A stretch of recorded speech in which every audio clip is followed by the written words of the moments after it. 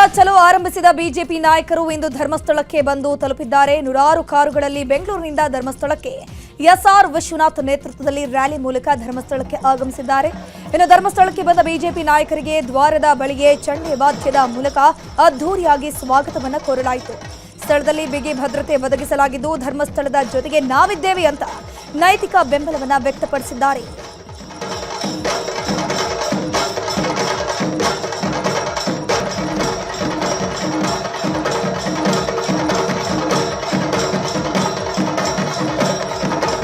ಹನ್ನೆರಡು 13 ವರ್ಷಗಳಿಂದ ಕೂಡ ಇದು ನಿರಂತರವಾಗಿ ಅಪಪ್ರಚಾರ ಮಾಡ್ತಾ ಇದ್ರು ಕೂಡ ಯೂಟ್ಯೂಬರ್ಗಳ ಮೇಲೆ ಆಗಲಿ ಬೇರೆಯವ್ರ ಮೇಲೆ ಕ್ರಮ ತಗೊಂತ ಇಲ್ಲ.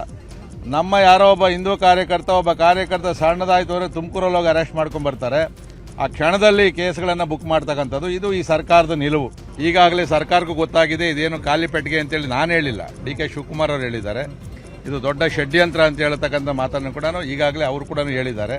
ಅವರ ಕ್ಯಾಬಿನೆಟ್ನ ಸಹೋದ್ಯೋಗಿಗಳು ಕೂಡ ಸಾಕಷ್ಟು ಜನ ಧರ್ಮಸ್ಥಳದ ಪರವಾಗಿ ಈಗ ನಿಂತ್ಕೊಂಡಿದ್ದಾರೆ. ಮೊದಲೇ ಮಾಡಬೇಕಾಗಿತ್ತ ಕೆಲಸವನ್ನು, ಆದರೆ ಈಗ ವಸತಿ ಗೃಹ ಹಿಂದೆ ಅಗಿಬೇಕು ಅಂತಾನೆ, ನಾಳೆ ದೇವಸ್ಥಾನನೂ ಅಗಿಬೇಕು ಅಂತ ಹೇಳ್ತಾರೆ. ಎಲ್ಲಿವರೆಗೂ ಇದ್ರನ್ನ ನಾವು ಸಹಿಸ್ಕೊಂಡು ಸುಮ್ಮನೆ ಇರಬೇಕು? ಇದಕ್ಕೋಸ್ಕರ ಇವತ್ತು ನಾವು ಪ್ರಾರಂಭ ಮಾಡಿದ್ದೀವಿ. ಮುಂದಿನ ದಿನಗಳಲ್ಲಿ ಇಡೀ ರಾಜ್ಯದ ಜನತೆ ಕೂಡ ಧರ್ಮಸ್ಥಳಕ್ಕೆ ಬರ್ತಾರೆ, ಧರ್ಮಸ್ಥಳದ ಜೊತೆಯಲ್ಲಿ ಇರ್ತಾರೆ. ಇವತ್ತು ಉತ್ಖನನ ಕಾರ್ಯ ಸ್ಥಗಿತ ಹಿನ್ನೆಲೆಯಲ್ಲಿ ಬೆಳ್ತಂಗಡಿ ಎಸ್ಐಟಿ ಕಚೇರಿಯಲ್ಲಿ 4.5 ಗಂಟೆಗಳ ಕಾಲ ವಿಚಾರಣೆ ನಡೆಸಲಾಗಿದೆ. ಎಸ್ಪಿ ಜಿತೇಂದ್ರ ಕುಮಾರ್ ದಯಾಂ ವಿಚಾರಣೆ ಮಾಡಿದ್ದು, ಅನಾಮಿಕ ನಾನು ತೋರಿಸಿದ ಜಾಗದಲ್ಲೇ ಹೆಣಗಳನ್ನು ಹೂತಿದ್ದೆ ಅಂತ ಹೇಳ್ತಾ ಇದ್ದಾನಂತೆ. ಸದ್ಯ ವಿಚಾರಣೆ ಮುಗಿಸಿ ಅನಾಮಿಕ ವಕೀಲರ ಜೊತೆ ವಾಪಸ್ಸಾಗಿದ್ದಾನೆ. ಇನ್ನು ಅನಾಮಿಕನ ಜೊತೆಯಲ್ಲಿ ಕೆಲಸ ಮಾಡ್ತಾ ಇದ್ದವರು ಯಾರು, ಈಗಲೂ ಅವರು ಸಂಪರ್ಕದಲ್ಲಿದ್ದಾರಾ ಅನ್ನೋ ಪ್ರಶ್ನೆಗಳನ್ನ ಕೇಳಲಾಗ್ತಾ ಇದೆ. ಈ ಮೂಲಕ ಅನಾಮಿಕನ ಜೊತೆಗಿದ್ದವರನ್ನ ವಿಚಾರಣೆ ಮಾಡುವ ಸಾಧ್ಯತೆ ಇದೆ. ಧರ್ಮಸ್ಥಳದಲ್ಲಿ ಶವಗಳನ್ನು ಹೂತಿಟ್ಟ ಆರೋಪ ಪ್ರಕರಣದ ತನಿಖೆ ಆಗ್ತಾ ಇದೆ. ಅನಾಮಿಕ ಮೊದಲು ಠಾಣೆಗೆ ತಂದಿದ್ದ ಬುರುಡೆ ಬಗ್ಗೆ ವಿಚಾರಣೆಯನ್ನು ನಡೆಸಲಾಗ್ತಾ ಇದೆ. ನ್ಯಾಯಾಲಯಕ್ಕೆ ಒಪ್ಪಿಸಿದ್ದ ಬುರುಡೆ ತಂದ ಸ್ಥಳ ಮಹಜರು ಮಾಡುವ ಸಾಧ್ಯತೆ ಇದೆ. ಕಲ್ಲೇರಿ ಸಮೀಪದ ಕಾಡಿನಿಂದ ಬುರುಡೆ ತಂದಿದ್ದಾಗಿ ಹೇಳಿದ್ದ ಅನಾಮಿಕ ಈ ಬುರುಡೆ ಸಿಕ್ಕಿರುವ ಸ್ಪಾಟ್ಗೆ ನಂಬರ್ ಕೊಟ್ಟು ಉತ್ಖನನ ಮಾಡುವಂತಹ ಸಾಧ್ಯತೆ ಇದೆ.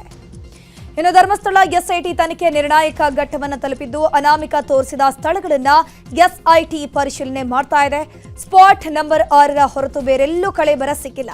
ಈವರೆಗೆ 17 ಜಾಗದಲ್ಲಿ ಸ್ಥಳ ಪರಿಶೀಲನೆ ಮಾಡಲಾಗ್ತಾ ಇದೆ.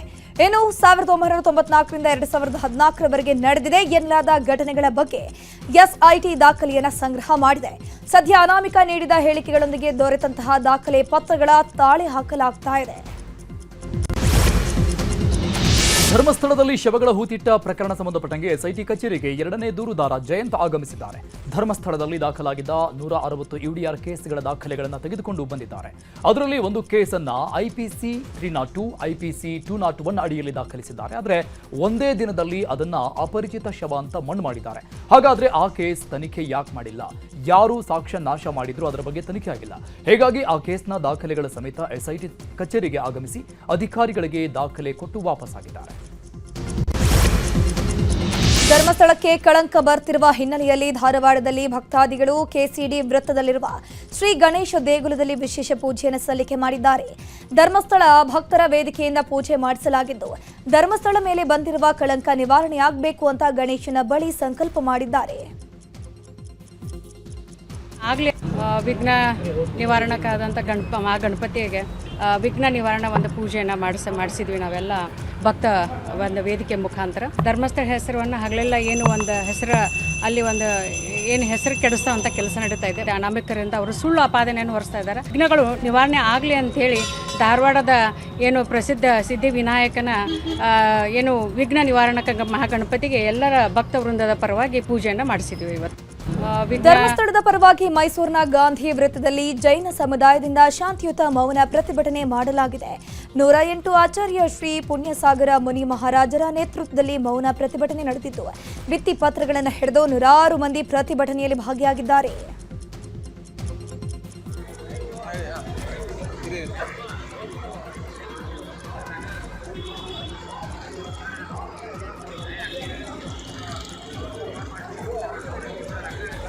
ಬೆಳಗಾವಿಯ ಕಾಗವಾಡದಲ್ಲಿ ಧರ್ಮಸ್ಥಳದ ಅಭಿಮಾನಿಗಳ ವೇದಿಕೆಯಿಂದ ಬೃಹತ್ ಪ್ರತಿಭಟನೆ ಮಾಡಲಾಗಿದೆ. ಧರ್ಮಸ್ಥಳದ ವಿರುದ್ಧ ಷಡ್ಯಂತರ ಅಪಪ್ರಚಾರ ಮಾಡುತ್ತಿದ್ದಾರೆ ಅಂತ ಆರೋಪಿಸಿ ಪ್ರತಿಭಟನೆ ಮಾಡಿದ್ರು. ಶೇಡಬಾಳ ಪಟ್ಟಣದಿಂದ ಕಾಗವಾಡ ಪಟ್ಟಣದವರೆಗೆ ಪಾದಯಾತ್ರೆ ಮಾಡಿ ತಹಶೀಲ್ದಾರ್ ಮೂಲಕ ರಾಜ್ಯ ಸರ್ಕಾರಕ್ಕೆ ಮನವಿಯನ್ನು ಸಲ್ಲಿಕೆ ಮಾಡಿದ್ದಾರೆ.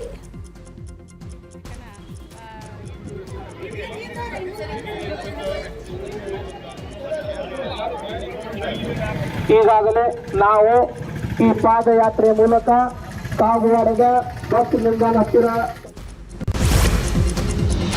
ಬಿಜೆಪಿ ಧರ್ಮಸ್ಥಳ ಚಲೋ ವಿಚಾರದ ಬಗ್ಗೆ ಬೆಂಗಳೂರಲ್ಲಿ ಮಾತನಾಡಿದ ಡಿಸಿಎಂ ಡಿಕೆ ಶಿವಕುಮಾರ್, ಬಿಜೆಪಿಯವರು ಈಗ ಮಾತಾಡ್ತಾ ಇದ್ದಾರೆ, ಪ್ರಾರಂಭದಲ್ಲೇ ಮಾತಾಡಬೇಕಾಗಿತ್ತು, ಈಗ ಇದರಲ್ಲಿ ರಾಜಕೀಯ ಮಾಡ್ತಿದ್ದಾರೆ. ಬಿಜೆಪಿಯವರು ರಾಜಕಾರಣಕ್ಕೆ ಹೋಗ್ತಾ ಇದ್ದಾರೆ.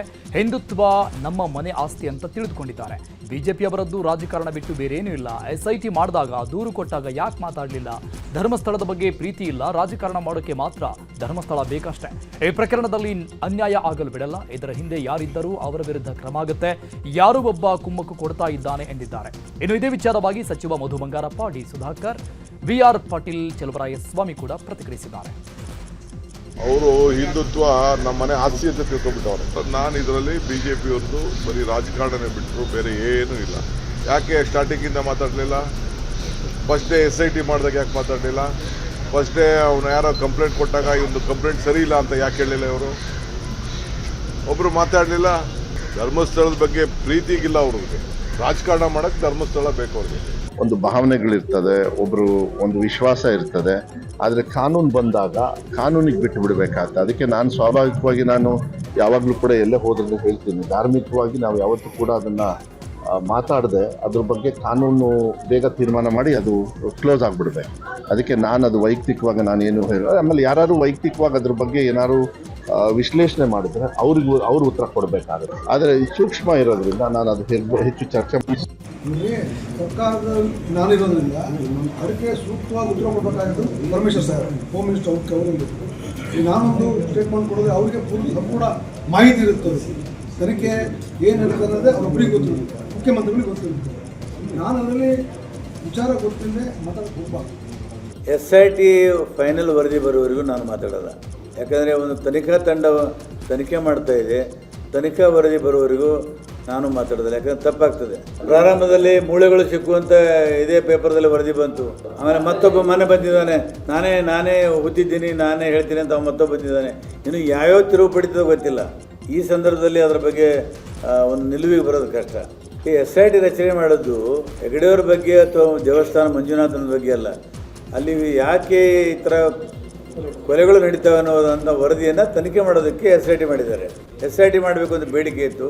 ಆ ಬೇಡಿಕೆಯನ್ನು ಮಾನ್ಯ ಮುಖ್ಯಮಂತ್ರಿಗಳು SIT ರಚನೆ ಮಾಡಿದ್ದಾರೆ. BJPಯವರಿಗೆ ಟೈಮೂ ಗೊತ್ತಿಲ್ಲ, ಕಾಲನೂ ಗೊತ್ತಿಲ್ಲ, ಸಮಸ್ಯೆನೂ ಗೊತ್ತಿಲ್ಲ. ಧರ್ಮಸ್ಥಳದ ಬಗ್ಗೆ ನಮ್ದು ಯಾರ್ದು ಕಾಂಗ್ರೆಸ್ ಹೋರಾಟ ಅಲ್ಲ.